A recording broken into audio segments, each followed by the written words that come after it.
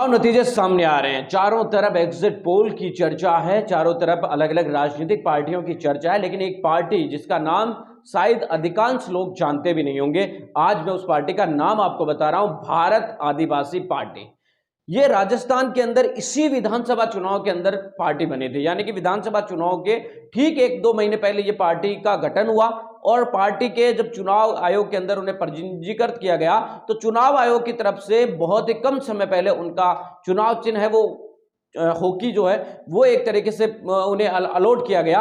तो इस पूरे चुनाव के अंदर कहीं भी भारत आदिवासी पार्टी की कोई चर्चा नहीं हुई, ना सोशल मीडिया पर भारत आदिवासी पार्टी इतनी ज्यादा एक्टिव नजर आती है, ना भारत आदिवासी पार्टी के जो नेता है वो सोशल मीडिया पर ज्यादा एक्टिव नजर आते हैं। हालांकि राजकुमार रोज जो 84 से जीत कर आए थे वो जरूर नजर आते, बाकी कोई भी नजर नहीं आता। लेकिन पहला ही चुनाव लड़ रही है भारत आदिवासी पार्टी। छत्तीसगढ़ के अंदर चुनाव नहीं लड़ रही है, मध्य प्रदेश की कुछ सीटों पर 10 सीटों पर चाहे चुनाव लड़ रही है, लेकिन प्रमुख के अंदर है वो राजस्थान है। राजस्थान में पार्टी का गठन हुआ, राजस्थान के अंदर करीब करीब 25-26 सीटों के ऊपर यह पार्टी है वो चुनाव लड़ रही है और 26 में से 13 सीटों के ऊपर इस पार्टी को काफी ज्यादा मजबूत है वो लोग मान रहे हैं। बीजेपी और कांग्रेस के लोग भी ये मान रहे हैं कि 13 सीटों पर भारत आदिवासी पार्टी काफी ज्यादा आगे। हालांकि आपको बता दें कि अगर बीजेपी और कांग्रेस ने जिस तरीके से जिला प्रमुख के चुनाव में एकजुट होकर भारत आदिवासी पार्टी को हराया था, उस तरीके से अगर नहीं किया जाता, आदिवासी पार्टी पहले थी भारतीय ट्राइबल पार्टी, उसको हराया था, अगर उस तरीके का समीकरण बीजेपी कांग्रेस एकजुट होकर नहीं लड़ती है तो भारत आदिवासी पार्टी 5 से ऊपर सीटें लेकर आएगी और राजस्थान के अंदर एक आपको बता दें कि बड़ा मोर्चा बन सकता है। हम आपको बताने की कोशिश करें कि भारत आदिवासी जो पार्टी है वो कहां पर मजबूत है।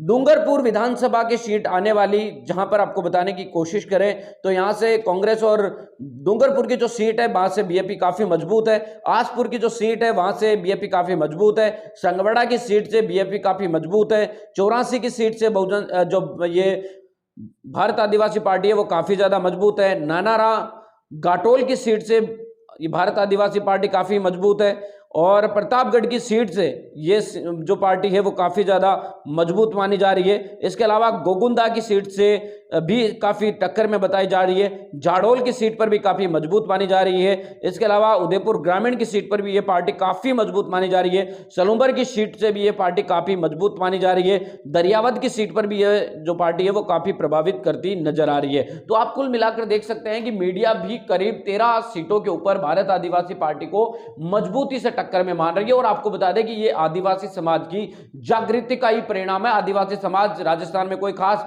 परिवर्तन पहले से कर नहीं पाया है। आज भी आपको बता दें कि अपनी सुविधाओं के अभाव में यहां पर वो मूलभूत आवश्यकताओं के लिए भी लड़ाई लड़ता है, लेकिन राजनीतिक जो जागृति उनके अंदर आई है पिछले 5-6 सालों के अंदर वो काफी काबिल तारीफ है। और इन विधानसभा सीटों के ऊपर बीजेपी और कांग्रेस के लोगों को प्रचार करने में भी काफी ज्यादा जोर आता है। दूसरी तरफ आपको बता दें कि कई सारी ऐसी पार्टियां जो हवा हवाई सोशल मीडिया पर और इस तरीके के माहौल बनाने की कोशिश करती है, रील बनाती है, लेकिन जब परिणाम आते हैं, रिजल्ट आते हैं तो उनको परिणाम के अंदर 1% वोट नहीं मिलता और सीटें तो आप गिनना ही मत, उस तरीके की आती है। तो यानी कि कल भारत आदिवासी जो पार्टी है उसकी सीटें चाहे कितनी आए, लेकिन मैं ये दावे के साथ कह सकता हूं कि पहली बार ये चुनाव लड़ रही पार्टी अच्छा खासा वोट प्रतिशत है वो लेकर जाएगी। क्योंकि हालांकि ये 12-13 सीटों पर मजबूत है, काफी सीटें भी आएगी। बीजेपी और कांग्रेस भी मान रही है कि 5 से ज्यादा सीटें लेकर आएगी, लेकिन वोट प्रतिशत इनके पास एक जबरदस्त होगा, जबकि इन्होंने केवल मात्र राजस्थान की 200 सीटों में से 25 सीटों के ऊपर ही चुनाव लड़ा था। मिलेंगे इस वीडियो नई अपडेटों के साथ, अब तक आपसे लेते विदा। लाइक कीजिए, कमेंट कीजिए, शेयर करना बिल्कुल